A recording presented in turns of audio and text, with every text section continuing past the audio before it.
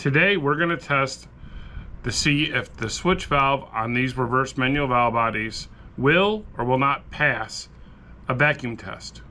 I have 17 valve bodies here that have already been machined. Each one of them has a switch valve. The switch valve turns the lockup on and off. Over time, in stock application, these switch valve bores inside the valve body wear out. So I have a way that we're going to test these bores and see if the bore passes a vacuum test. If it passes a vacuum test, we will leave the factory valve. If it doesn't pass the vacuum test, then we must bore out the size of the bore to a larger size and use a Sonnax valve. I'll show you how we test them, and we'll see out of 17 valve bodies that I have here, how many will pass, how many will fail. Plus it gives me an excuse to use my new GoPro because my other one fell into Schaefer Lake.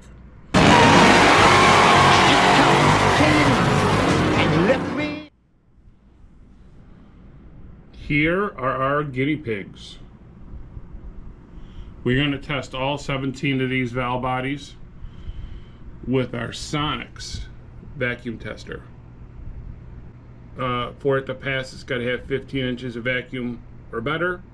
Is pass 15 or 14 inches of vacuum, and lower is fail.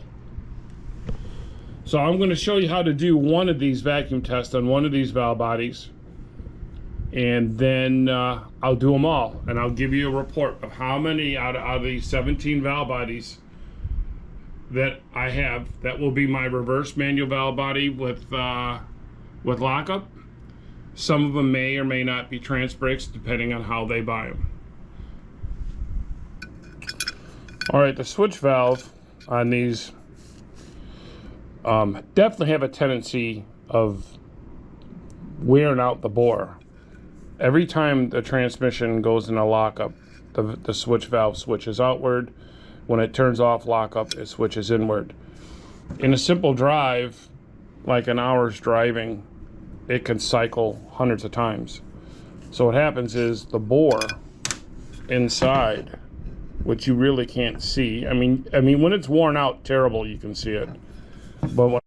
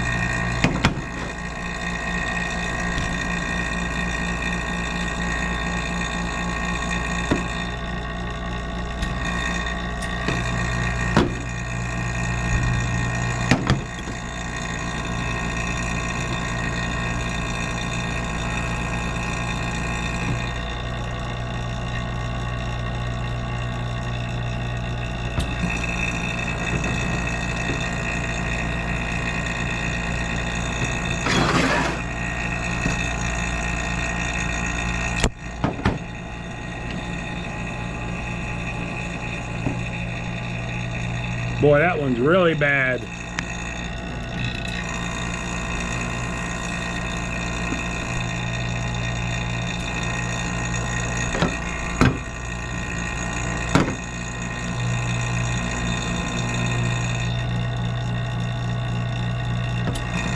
$15 will be good.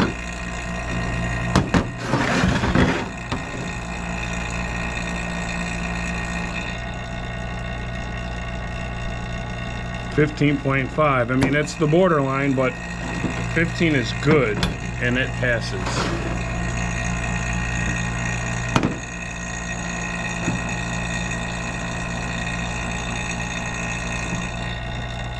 That's a fail. No good. Ease valve.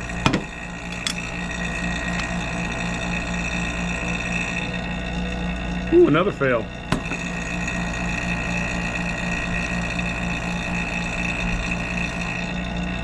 That's what we call in the industry NFG. You know what NFG stands for?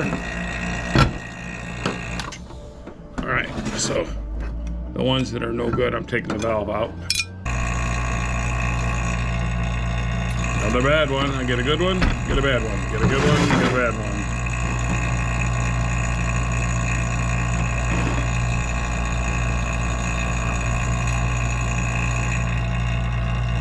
Oh, that's just barely squeaking by. I mean, 15 is pass. Nah, I'm gonna make it a fail. That one's gonna be a fail. All right, I got 4 more valve bodies left. Take these valves out.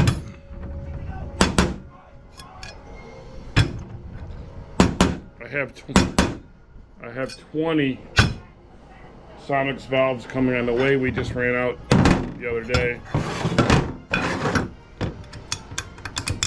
And then what I'll do is I'll take the, you know, the Sonnax valve is, some work, some don't. And these valve bodies have already been machined for my reverse manual 4-speed.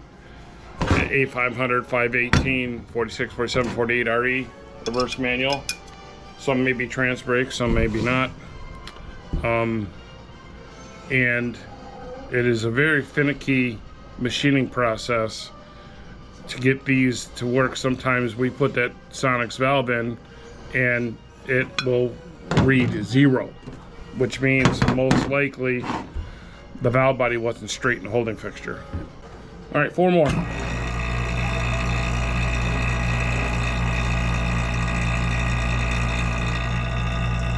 Fail.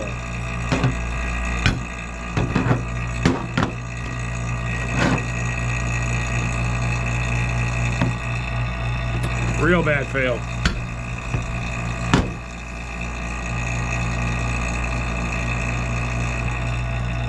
Another fail. I think our fails are definitely going to outweigh our...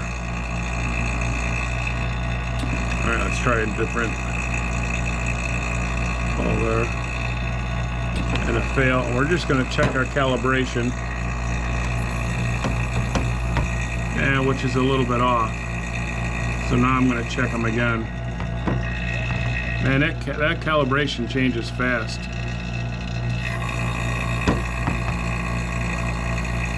You went 5 there. So I'm going to check these one more time. Maybe turning the machine on and off, the calibration changes. All right, so I'm going to do those last 4 again. Fail.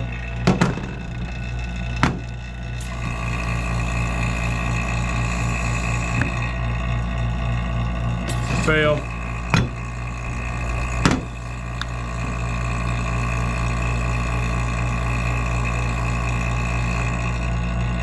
Fail. Last one. Alright, I got this to where it slides in and out of there real easy. So it's perfectly centered with the bore. Then I moved it a couple times.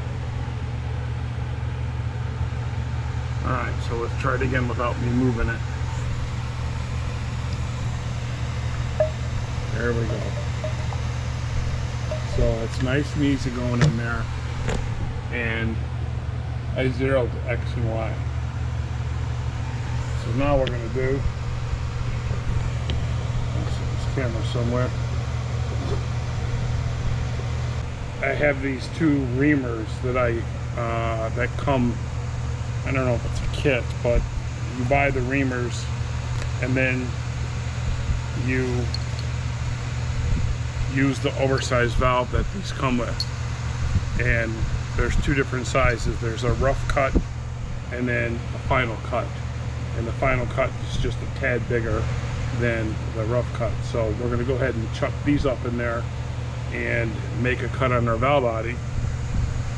Then we're going to go back to the build room. We're going to take the Sonnax valves that just came in from Transtar.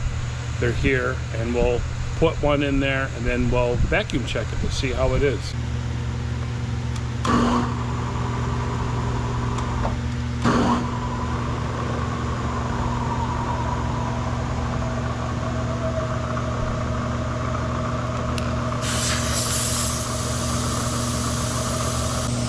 I found out that it's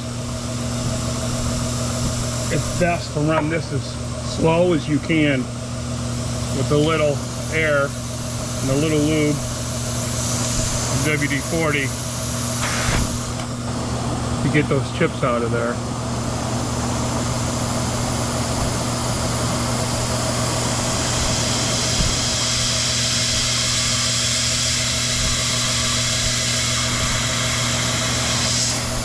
All right, so there's the rough cut.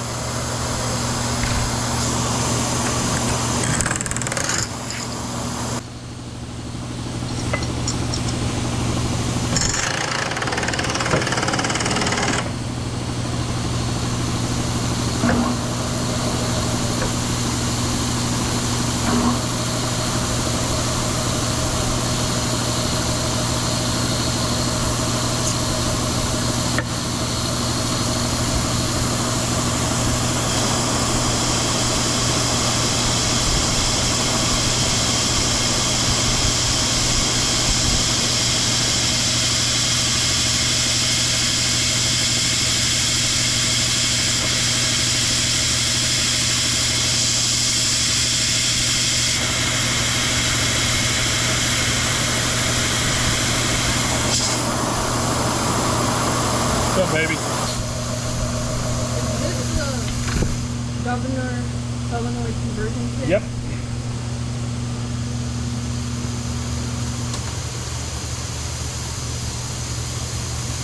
I noticed my bit was slipping a little bit in the chuck because I didn't want to use the drill. The drill extends it this much further, and then you have more of a chance of going out there. I think I'm gonna have to buy some special holders to hold these two. All right, so let's see. Let's go to the build room. See how this vacuum checks. Back in the build room. I have the valve body which we just reamed. Let's go ahead and vacuum test it and see how good it works.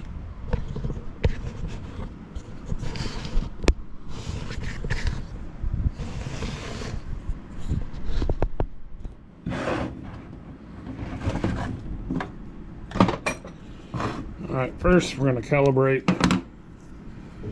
the tool again, the vacuum machine.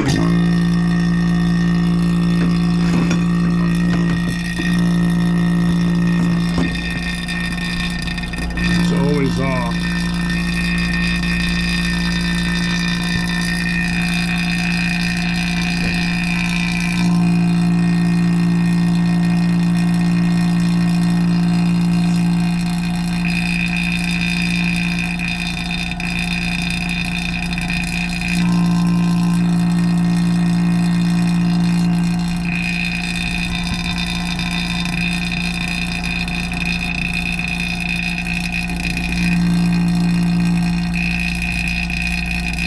There you go.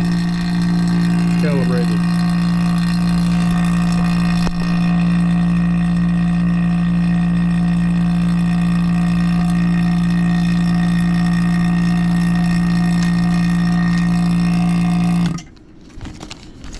This is our Sonnax oversized switch valve.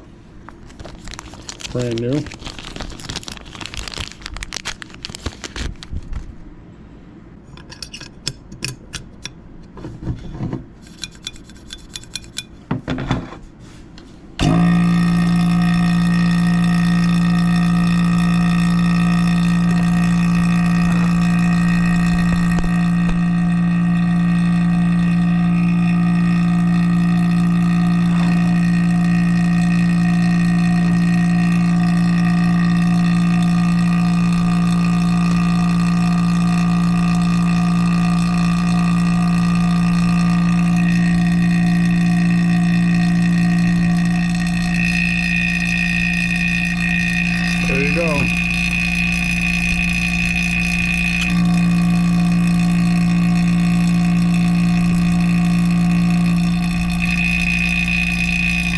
21 inches of vacuum.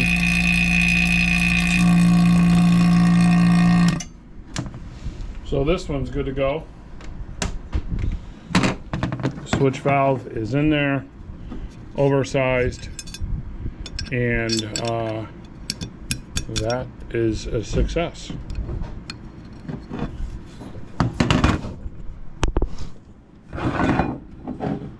You always want to make sure it's got a nice, easy, smooth going in and out. And that's that. One more valve body saved. And a whole pile of valve bodies that I gotta fix. So we're gonna take this one with the switch valve, and I always leave the valve in there, and we'll move on to the next one.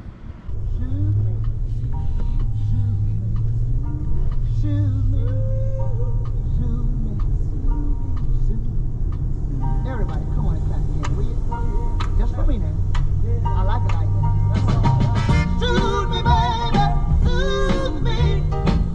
Soothe me with your kindness. Oh, you know. Little Sam and Dave for you. I hope you enjoyed me showing you what I do to the valve bodies to ensure that we have good quality control. I have in the past, I'll admit that I've had a couple before I start going through extensive checking of those switch valves. I've had a few issues, so that's why we had to step up our game, nip it in the butt, and make sure there are no more issues. So I hope you enjoyed that part of the video. Also, if I look like a bum or a hobo, I watched some of that footage. That was on Thursday, I think, or Wednesday that I did that. And now today is Saturday. And I'm a little bit more cleaned up. So I should shower and shave this morning.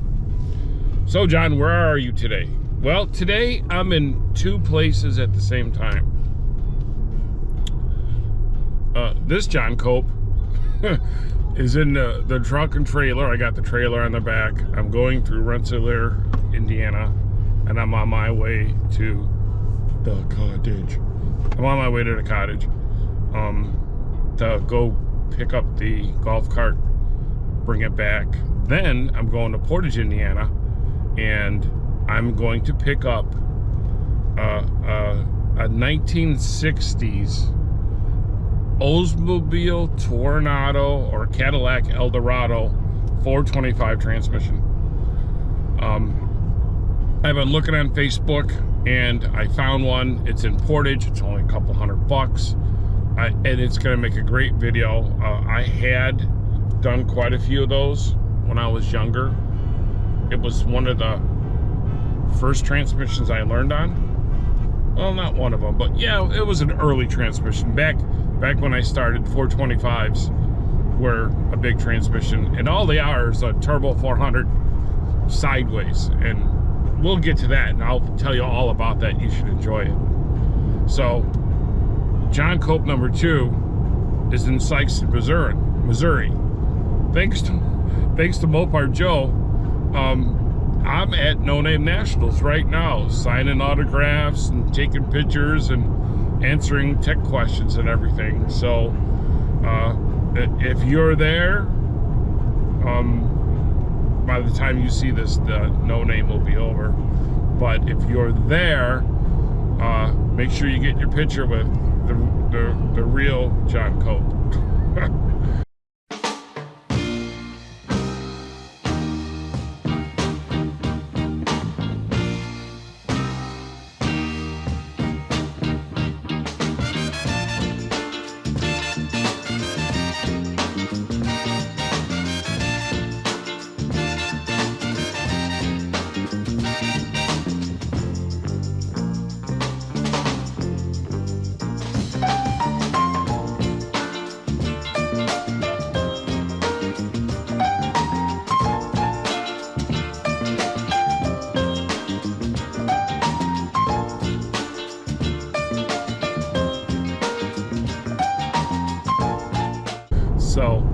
I just want to know, Joe, what are you going to do with that life-size John Cope that you have? Are you going to put it in your garage so I'm always there to help you work on your car? Or are you going to put it in the kitchen so I can give your wife cooking tips? Because I remember you were telling me how of a terrible cook she was.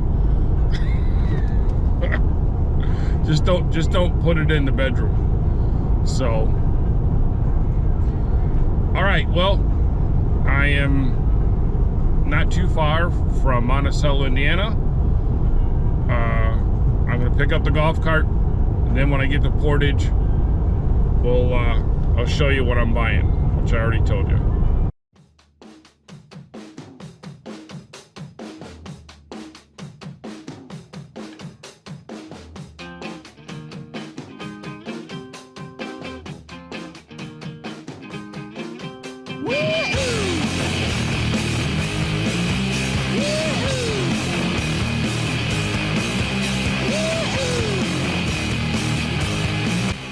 Alright, got the golf cart all loaded up. Let's head to Portage, Indiana, and get that transmission. By a jumbo jet. It wasn't easy. Alright, for the end of this video, I have to do a voiceover because I got a new GoPro and I don't know how to use it yet. I had it on time-lapse instead of record. And when it does that, it doesn't record any audio. I tried slowing it down, blah, blah, blah. It didn't work. All right.